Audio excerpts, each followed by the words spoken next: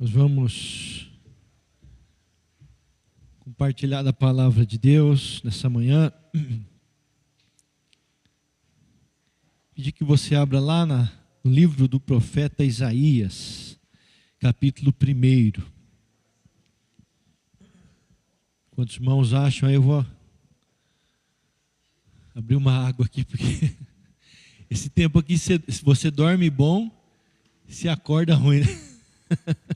A friagem da madrugada vai complicando o negócio.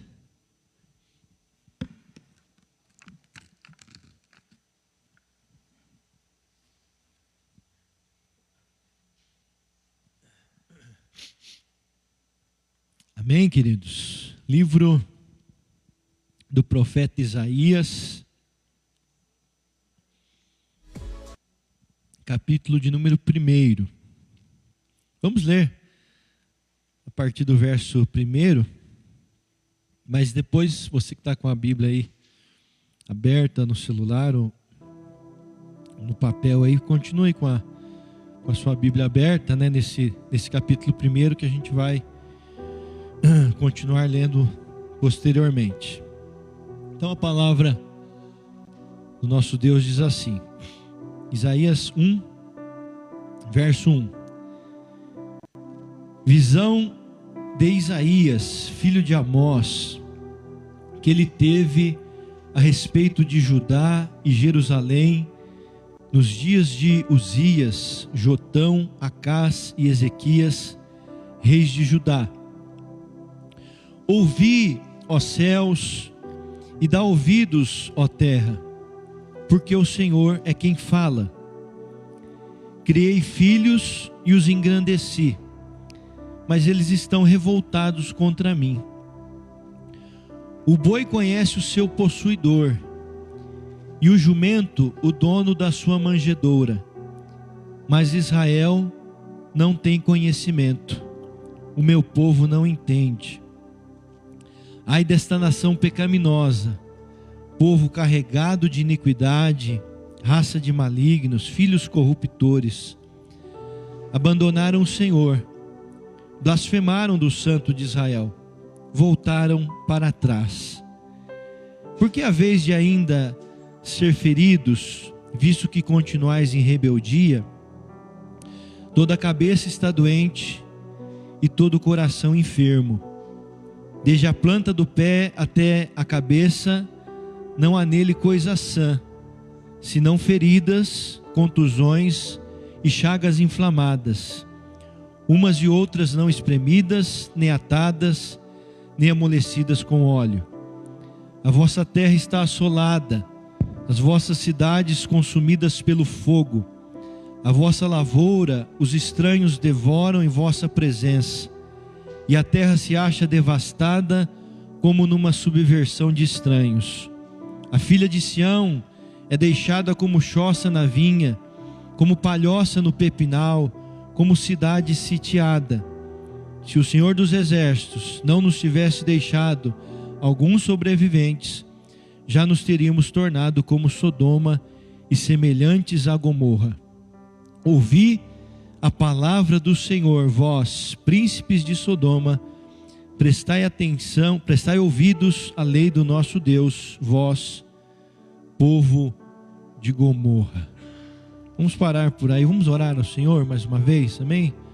Fechar os nossos olhos mais uma vez e pedir que o Senhor esteja nessa manhã falando conosco. Pai, nós estamos aqui, ó Deus, agora reunidos diante do Senhor, diante da Tua palavra viva, Tua palavra, ó Deus, que é eficaz e mais penetrante do que qualquer espada de 2 gumes, e ela penetra, Senhor, em nossa alma, e ela é apta para discernir os nossos pensamentos, os nossos propósitos, ó Deus. Então que a Tua palavra venha agora na vida de cada um, que o Teu Espírito, ó Deus, fale conosco poderosamente tudo aquilo que o Senhor tem para falar nessa manhã, no nome de Jesus, amém, no nome de Jesus, amém, queridos. Deus está trazendo, né, não diria uma advertência, mas uma grande admoestação ao seu povo, né? O povo de Israel deixou o Senhor, né? As palavras aqui são claras, né? Voltaram para trás.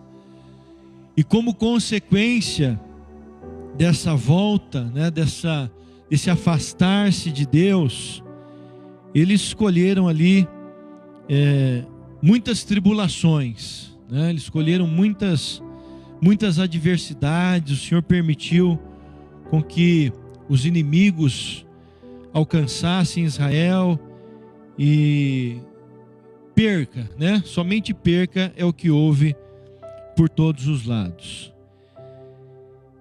E a gente olha esse texto, né? Um texto forte, um texto, né, bem assim traumático, né? Mas às vezes a gente precisa pensar um pouco, né? Que a gente olha para Israel, a gente costuma apontar muito dedo, né, para Israel, do que fizeram, do que não fizeram, né, por terem deixado o Senhor.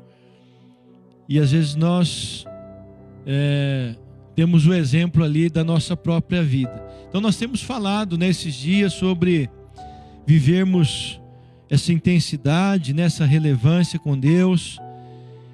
E eu creio que esse texto aqui nos mostra algumas realidades, né, que nós precisamos estar atentos, para que a gente não se deixe, como Israel, se levar, né? Que a gente não deixe com que essas situações nos afastem da presença de Deus e, consecutivamente, a gente colha o amargo, né? A gente colha a tribulação ou as dificuldades que o afastamento da presença de Deus acaba trazendo, né? Porque quando nos afastamos de Deus, os únicos que perdem com isso somos nós mesmos, né? Nós deixamos de experimentar e de viver não só as bênçãos materiais, mas nós deixamos de viver toda a bênção espiritual e todo o propósito que o Senhor tem para a nossa vida, e deixamos de estar debaixo da sua vontade, e isso tudo traz consequências amargas para a nossa vida. Foi o que aconteceu com Israel. E aí o texto vai continuar a partir aí do versículo de número 11, né, que a gente leu até o verso de número 10. Eu queria compartilhar então algumas lições aqui que nós podemos tirar desse texto da palavra de Deus, do que não fazer, né? Quais atitudes não reproduzirmos na nossa vida hoje, para que não nos afastemos de Deus e da sua bênção. Amém, queridos? Então, Deus, Ele chama aqui o povo de Israel. Vamos voltar no verso 10. Deus chama o povo de Israel de príncipes de Sodoma e povo de Gomorra. Sodoma e Gomorra, nós sabemos que eram cidades, né, que enfrentaram lá o juízo de Deus, porque eram cidades iníquas, né, que viviam uma vida totalmente desvirtuada da vontade de Deus e das coisas de Deus. E Deus julga aquela cidade ali, ferindo-a, né, com fogo e enxofre. Foi um juízo assim também muito veemente da parte de Deus, né, veemente entre aspas, né, não é que Deus tivesse sido muito, né, enfático, né, no seu juízo, não é isso, né? O pecado do povo ali realmente era terrível. E olha o que Deus chama, olha do que Deus chama o seu povo. Deus chama o seu povo de Gomorra. O que Ele está falando aqui, essa palavra não é direcionada aos habitantes de Sodoma e Gomorra, é direcionada a Israel, mas Deus está comparando o seu povo ao povo de Sodoma e Gomorra. E o que Deus está mostrando com isso?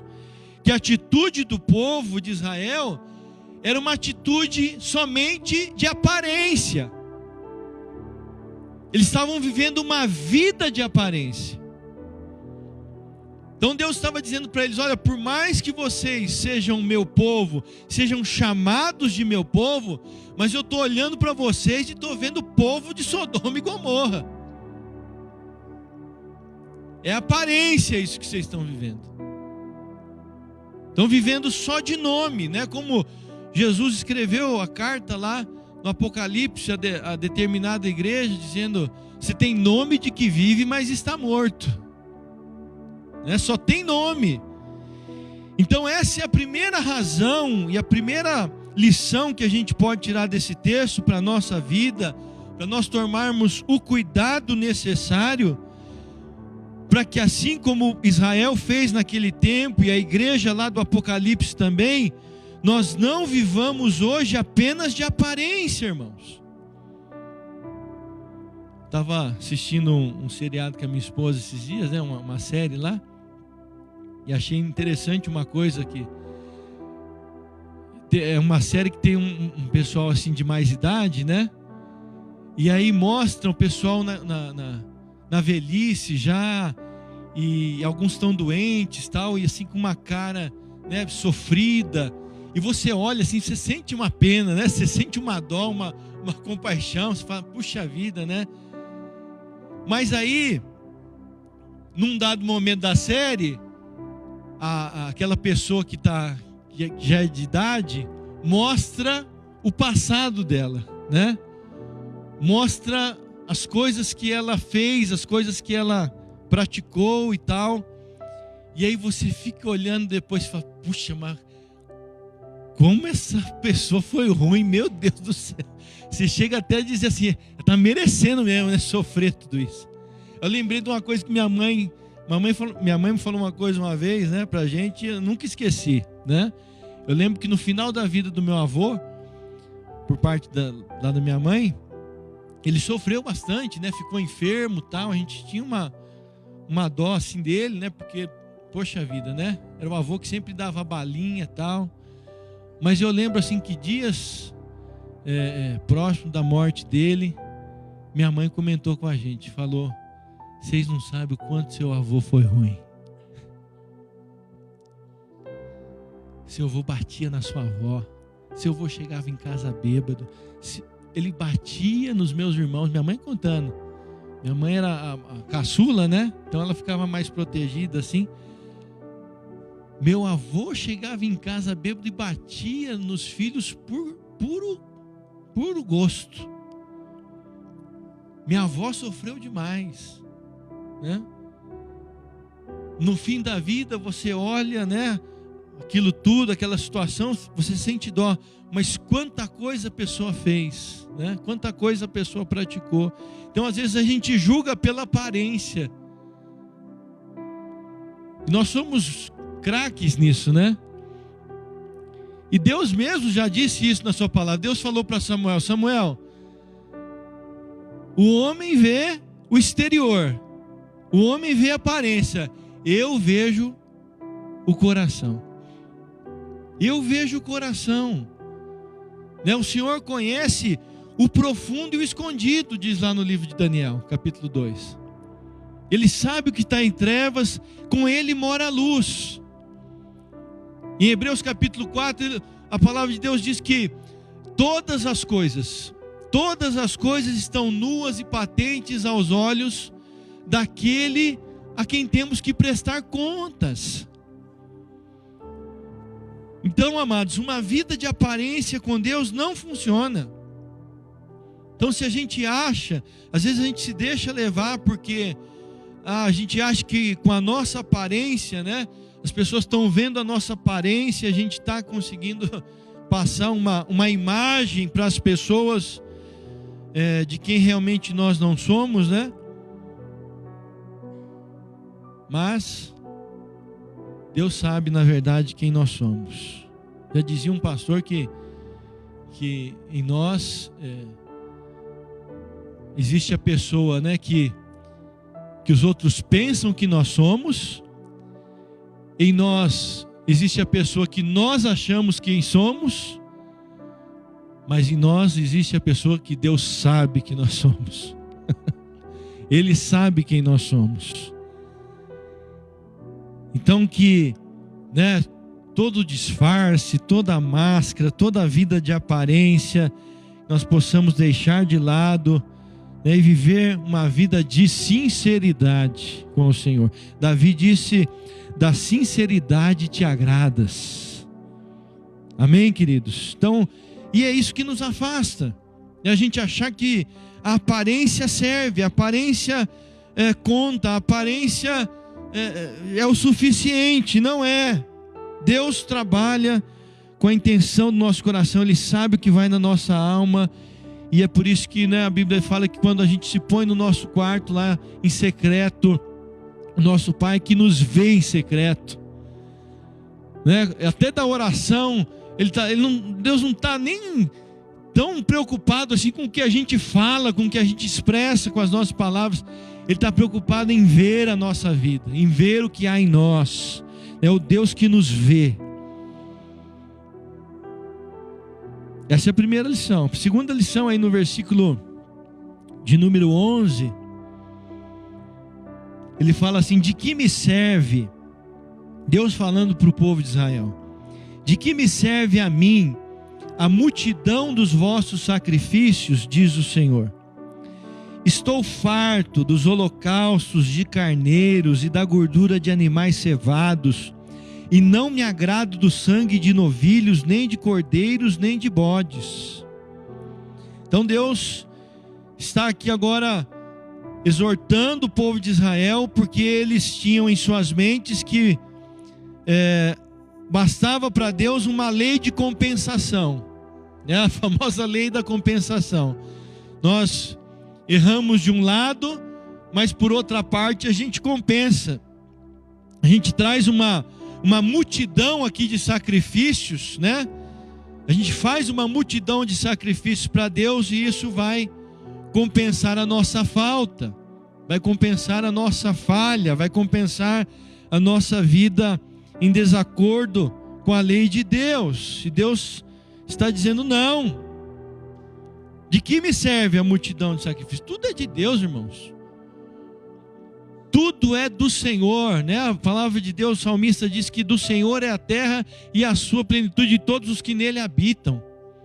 Então Deus não precisa de nada da nossa parte, mas nós achamos que por vezes podemos comprar, né, o favor de Deus, ou podemos, quem sabe, subornar Deus. Ah, tá certo, eu estou faltoso nisso aqui, eu estou errado nisso aqui, mas eu vou compensar nessa outra parte, né?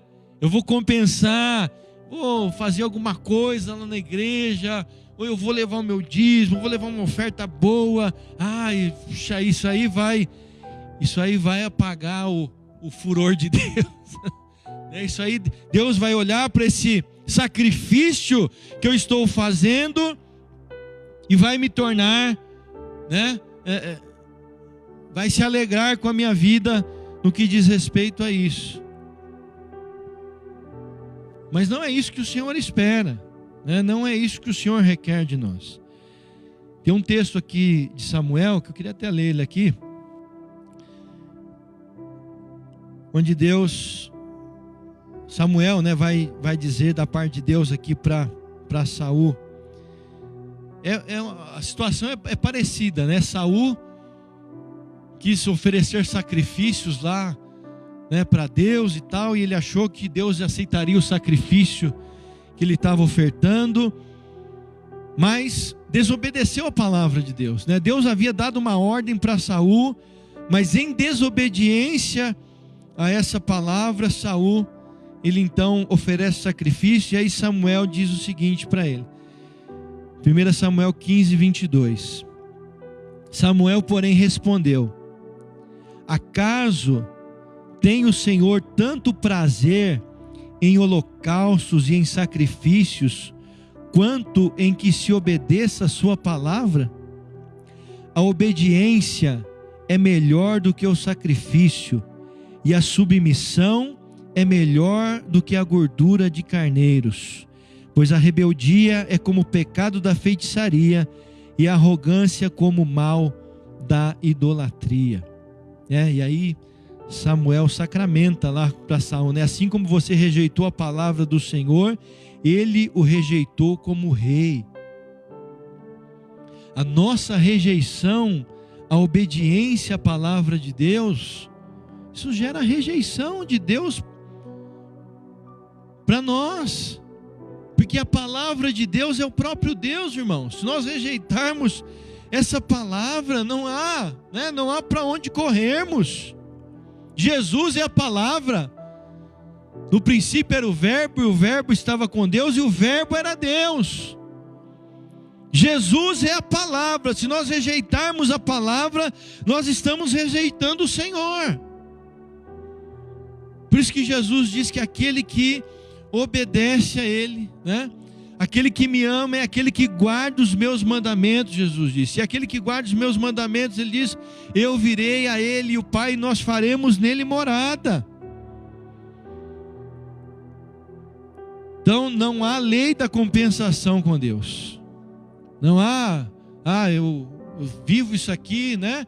Do meu jeito, eu vivo isso aqui à torta e à direita, mas eu vou compensar com outra situação. Não, Deus não espera isso de Deus. Deus não quer isso de nós. Isso só vai nos afastar cada vez mais do Senhor e da sua bênção, né? E da sua graça, e do seu poder, do seu favor, e da sua misericórdia. Então nós precisamos nos voltar em obediência à palavra de Deus, amém? Precisamos obedecer à voz do Senhor. O Senhor tem prazer na obediência. Essa é a segunda lição. Verso 12 ele vai continuar. Quando vindes para comparecer perante mim, quem vos requereu o só pisardes os meus átrios? Olha, uma outra situação é que Deus mostra para eles, né? Quando vindes para comparecer perante mim, quem vos requereu o só pisardes os meus átrios? Quem disse para vocês que é só o fato de você vir ao templo? Deus está falando para eles. Às vezes a gente tem a falsa ideia de que eu tive uma semana assim, né, escandalosa aos olhos de Deus, mas domingo eu tô lá, eu vou bater o ponto e tá tudo certo, vou zerar a conta, semana que vem tem mais. A idolatria do templo. O povo de Israel, ele começou a ter essa falsa impressão de que para Deus servia o fato deles estarem lá, deles irem ao templo. Aí Deus via eles lá no templo, beleza, você veio aqui, tá bom, né? Você já fez sua parte. Quantas vezes a gente já pensou assim, irmãos? Ou pensamos assim, né? Vou lá fazer a minha parte, vou lá marcar a minha presença, como se Deus estivesse muito preocupado com isso, né? Com a questão só da presença. É claro que Ele nos quer aqui, é claro que Ele, né? A casa de Deus é o lugar onde Ele manifesta, mas estarmos aqui só por estarmos, só para dizer que estivemos aqui, então não é isso, né? Não é isso que o Senhor também espera de nós. Lá em Jeremias 7, também é um texto que fala dessa mesma situação. O povo de Israel indo ao templo, e Jeremias, como profeta naquele tempo também, ele diz claramente para o povo: vocês estão dizendo, templo do Senhor, templo do Senhor, templo do Senhor é este, e Jeremias é mais explícito ainda, ele fala: só para vocês continuarem a cometer as vossas abominações. Pois leia lá, Jeremias capítulo 7. Então, essa falsa, né, ideia de que o templo nos salva, de que o templo é um lugar, é só 4 paredes, irmãos, né? Se nós não estivermos aqui, por isso Jesus disse: onde tiver 2 ou 3 reunidos em meu nome, não importa onde vai ser, eu vou estar no meio deles. Então não é um lugar, é o que Jesus disse para a mulher samaritana, não é, olha mulher, não é nesse monte aqui que vocês adoram lá, os samaritanos, no caso, o Monte Gerizim, e também não é em Jerusalém. Mas vem a hora, e já chegou, mulher, em que os verdadeiros adoradores adorarão o Pai em espírito e em verdade. Porque são estes que o Pai procura para seus adoradores. Então não é aonde, é como. É de que maneira, né? O que há no nosso coração, em espírito, né? E em verdade, é com uma vida baseada na verdade, uma vida pautada pela verdade da palavra de Deus. Amém? Em espírito e em verdade, não é o templo que nos salva. E isso nos afasta, esses pensamentos, essas ideias, né? Essas atitudes de aparência, de querermos agir na lei da compensação, ou essa ideia de que o templo, né, é algo especial e que vai nos, né, trazer o favor de Deus.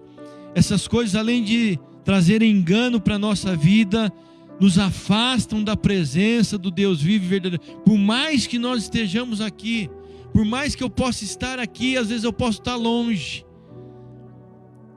Posso estar longe do Senhor, mesmo estando dentro do seu templo.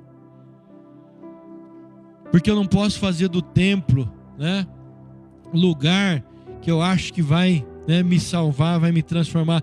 É Deus, é a sua presença. É a presença de Deus. É o poder de Deus, é a graça de Deus. É o que Deus pode fazer na nossa vida. É a dependência de Deus, é a vida então de acordo com a vontade de Deus. E aí no versículo 13 ele continua e diz assim: não continueis a trazer ofertas vãs. O incenso é para mim abominação, e também as festas da lua nova, os sábados e a convocação das congregações. Não posso suportar iniquidade associada ao ajuntamento solene. Deus está falando: olha, para o culto, não quero mais esse culto. Para de cultuar, porque eu não posso suportar a iniquidade misturada, né, associada ao ajuntamento solene. É um ajuntamento, né, para glorificar o Deus que é santo, tremendo, poderoso, mas esse ajuntamento está associado com o pecado, está associado com a iniquidade. E isso, o Senhor está dizendo, isso não me desce. Né? Isso não tem como. E às vezes a gente está arrumando, né,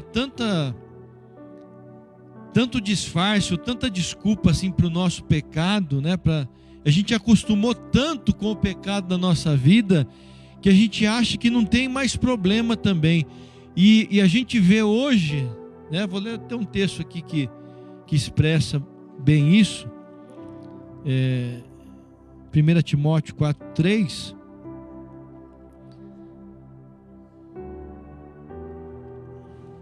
Timóteo, não, 2 Timóteo.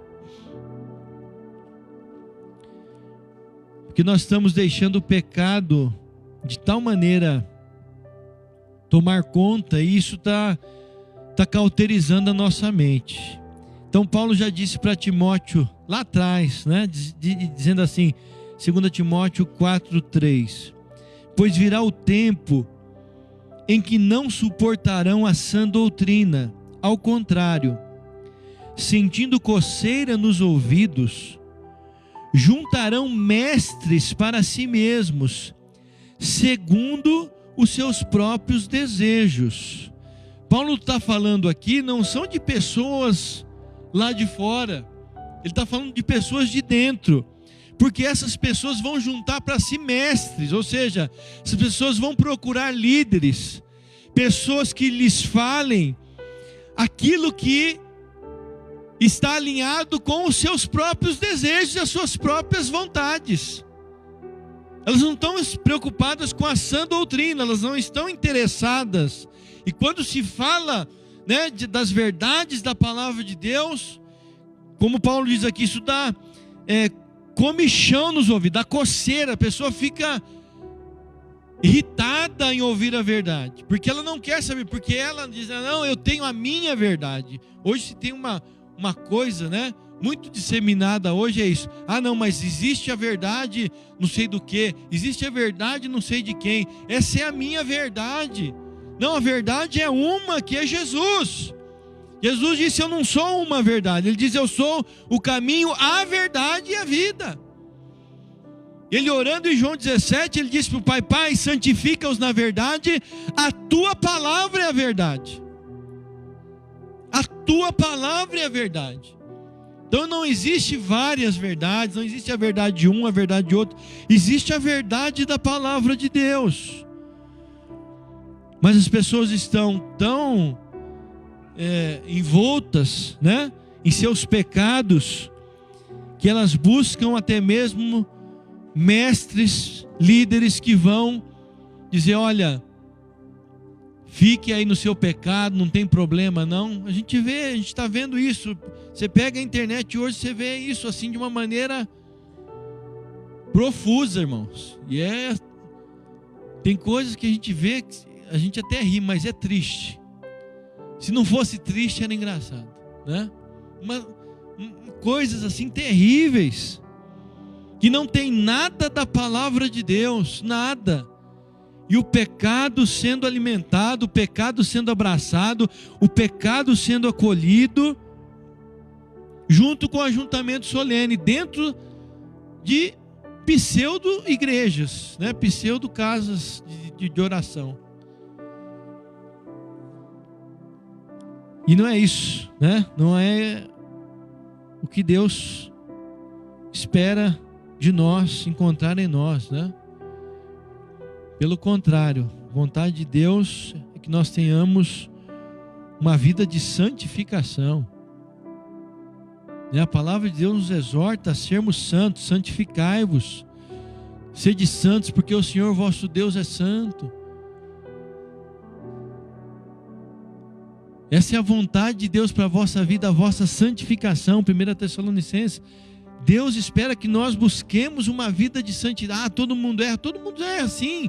Mas uma coisa é você errar, uma coisa é nós pecarmos, né? A gente fala uma coisa, pensa uma coisa, age de uma certa maneira, mas a gente cai em si, a gente viu que errou, a gente clama, né, o perdão do Senhor. Uma coisa é você pecar, outra coisa é você viver no pecado. E as pessoas estão querendo viver no pecado e ao mesmo tempo estão querendo o favor de Deus. Estão querendo viver no pecado e ao mesmo tempo, porque não querem, né, perder a bênção de Deus, mas querem viver a sua própria maneira. Querem viver segundo os seus próprios desejos. E para isso buscam até mesmo mestres que vão alimentar esses desejos. Que Deus nos ajude, irmãos. Que a gente não incorra nesse erro, né? Que a gente não incorra nessa falácia, nessa mentira de que não é a hipergraça, né? A gente pode pecar à vontade, que a graça de Deus é maior.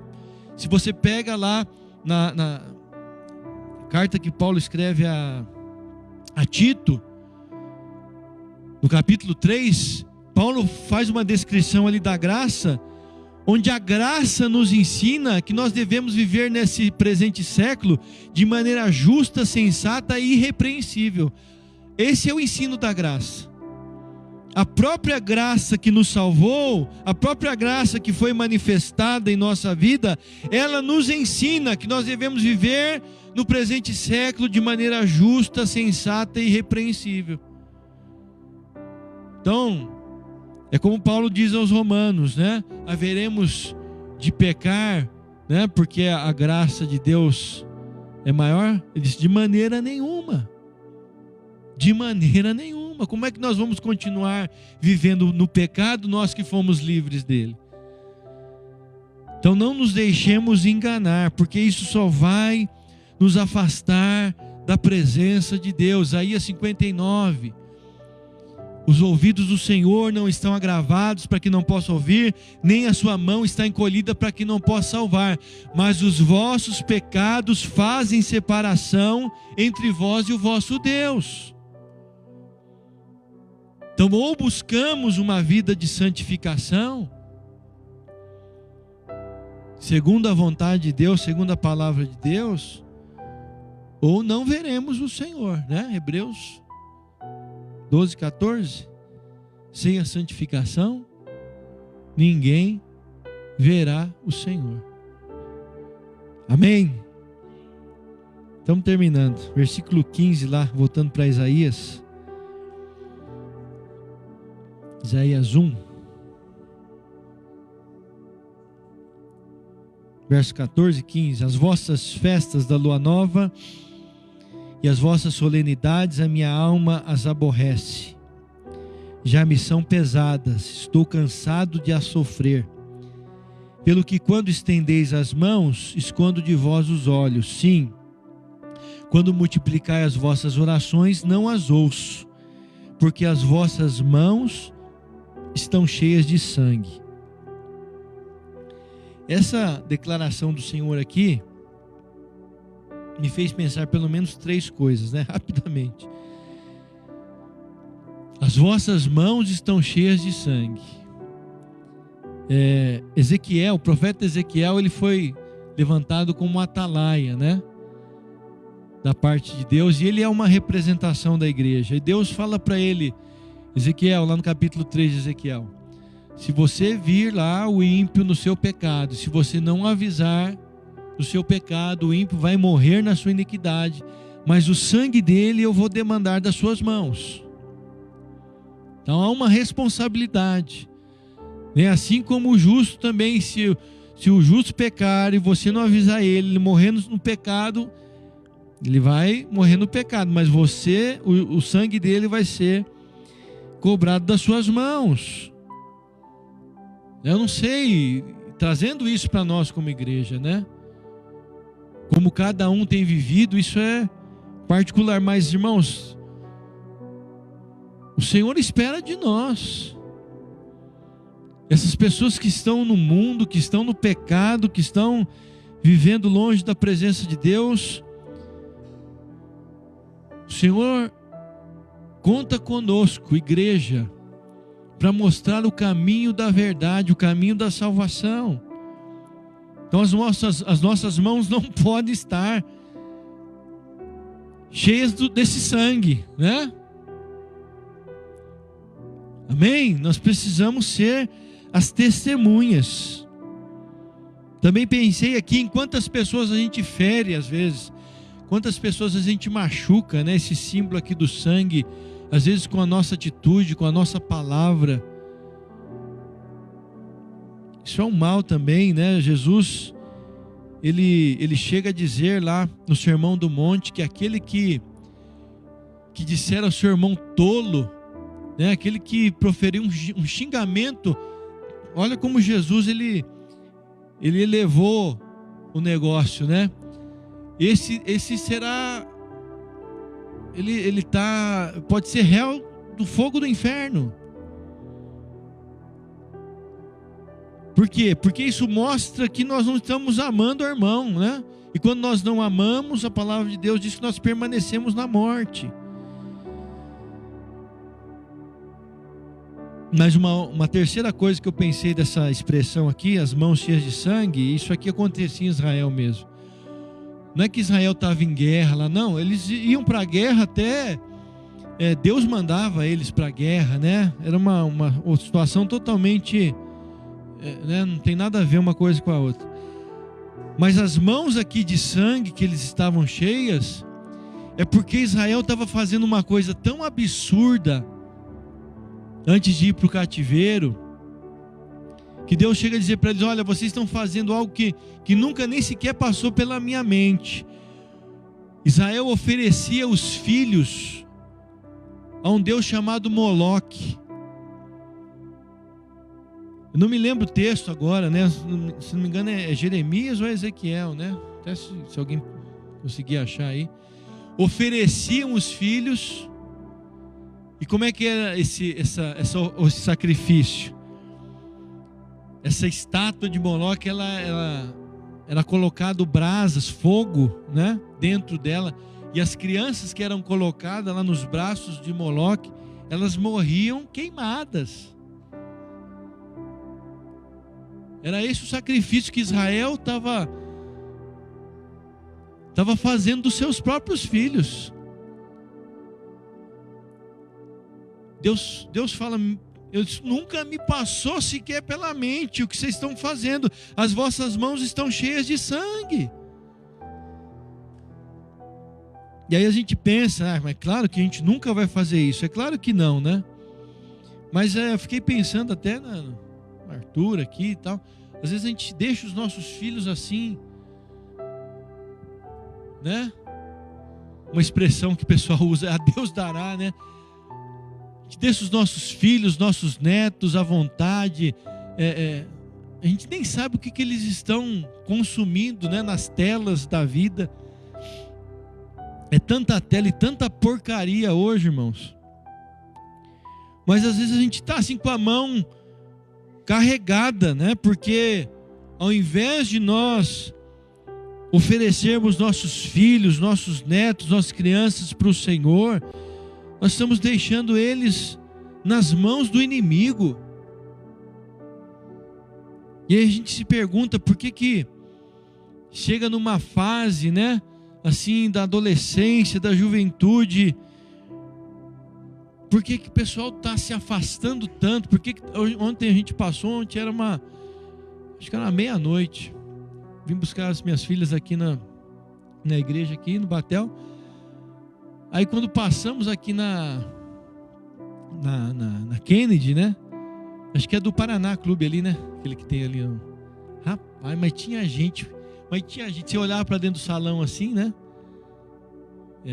De vidro assim, né? Aí dava para ver a quantidade de gente, e fora tinha, acho que mais o dobro da metade do que estava lá dentro. E eu fico pensando, né? Quanta gente que estava ali que já não teve na igreja um dia, né? Ou que é filho de alguém que é servo de Deus, mas que foi deixado de lado e não foi ensinado, e talvez está ali hoje por conta disso. Então talvez nós tenhamos sangue nas nossas mãos quanto a essas questões também. Então Deus espera que nós tenhamos uma atitude mais adequada, né? Vamos dizer assim. Nós precisamos limpar as nossas mãos. Aí ele vai dizer, né? Verso 16: lavai-vos, purificai-vos, tirai a maldade de vossos atos diante dos meus olhos, cessai de fazer o mal, aprendei a fazer o bem, atendei a justiça, repreendei ao opressor, defendei o direito do órfão, pleiteai a causa das viúvas. Vinde, pois, e arrazoemos, diz o Senhor. Ainda que os vossos pecados sejam como a escarlata, eles se tornarão brancos como a neve. Ainda que sejam vermelhos como o carmesim, se tornarão como a lã. Se quiserdes e me ouvirdes, comereis o melhor dessa terra. Mas se recusardes e fordes rebeldes, sereis devorados à espada, porque a boca do Senhor o disse. Se quiserdes e me ouvirdes, comereis o melhor dessa terra. Amém? Vamos ficar em pé nessa manhã? Vamos ter um momento de oração? Em nome de Jesus. Feche teus olhos, querido, agora, e se coloque aí na presença do Senhor. Vinde, diz o Senhor, vinde, ainda que os vossos pecados sejam como a escarlata, ainda que sejam vermelhos como o carmesim. Jesus disse: eu posso purificar, eu posso transformar. Ainda que nós estejamos vivendo alguma dessas situações. Quem sabe você está vivendo hoje alguma dessas realidades. Quem sabe é aparência. Quem sabe você está querendo usar a lei da compensação, né? Quem sabe a gente está trazendo pecado, achando que não tem nada demais e estamos querendo servir a Deus, mesmo com o pecado na nossa vida. Amados, que o Senhor tenha misericórdia de nós. Se coloque diante do Senhor. O Senhor conhece o nosso coração. O Senhor sonda a nossa vida. O Senhor sabe, amado, do mais íntimo, né, que há em nós. Então se apresente ao Senhor nessa manhã e deixe que Ele te lave. Se confessarmos os nossos pecados, Ele é fiel e justo para nos perdoar os pecados e nos purificar de toda a injustiça. Ele pode te purificar nessa manhã. O seu sangue é precioso. Peça para o Senhor nessa manhã: Senhor, me lava, Senhor, me purifica, Senhor, me santifica, Pai, nessa manhã, e me leva a viver uma vida de obediência ao Senhor, de obediência à Tua palavra, uma vida de busca da santificação, Pai, para que eu possa viver uma vida de comunhão íntima contigo, para que eu possa permanecer a cada dia na Tua presença, para que eu não me veja afastado de Ti e das Tuas bênçãos, Pai, para que eu não me veja longe do Teu favor, para que eu não me veja longe da Tua graça e do Teu poder e do Teu cuidado. Me leva para junto de Ti nessa manhã, Senhor. Perdoa os meus pecados, que são muitos. Perdoa os nossos pecados, Pai. Ó Deus, tem misericórdia de nós nessa manhã. Tem misericórdia de nós, Senhor. Que nós não deixemos nos enredar por esse discurso, ó Deus, mundano que adentrou na Tua casa, de que, ó Deus, nós podemos viver segundo os nossos próprios desejos, Pai. E quantos há que estão buscando mestres para si, para ouvirem essas coisas, para ouvirem o que desejam, mas não se detêm à sã doutrina, não atendem à verdade da Tua palavra. Ó Deus, se há em nossos ouvidos uma coceira, um comichão quanto à sã doutrina, Pai, tira de nós isso, que nós sejamos inteiramente voltados à verdade da Tua palavra. Oh Deus, que nós não usemos os disfarces, as aparências, de que são outros tempos. A Tua palavra é a mesma. Passarão os céus e a terra, mas a Tua palavra permanece eternamente. E é a Tua palavra, Senhor, que nós devemos obediência, Pai. Senhor, nos ajuda, nos fortalece, nos enche do Teu Espírito Santo, renova a nossa fé na Tua palavra, na verdade da Tua palavra, e que todos esses enredos, esses laços que querem cercear a nossa vida, que cercam a nossa vida para nos tragar, para nos afastar da Tua presença, para nos afastar dos Teus caminhos e consecutivamente para nos afastar da Tua bênção, que o Senhor desfaça todos esses laços hoje, agora, nessa manhã, em nome de Jesus. Que haja sinceridade em nós, porque o Senhor conhece, Pai. O Senhor nos conhece por inteiro, ó Deus. Então toma a nossa vida, toma-nos para Ti e faz em nós verdadeiramente a Tua vontade, que a Tua vontade nós estejamos rendidos, que a Tua vontade nós estejamos dobrados, Senhor, pelo Teu Espírito, ó Deus. Sim, nos leva, nos conduz numa vida cheia do Teu Espírito Santo, porque a Tua palavra diz que andando no Teu Espírito, jamais nós satisfaremos a vontade da nossa carne. Ajuda-nos, ó Deus, nos fortalece e nos abençoa nessa manhã. Assim oramos, agradecidos, Pai, em nome de Jesus.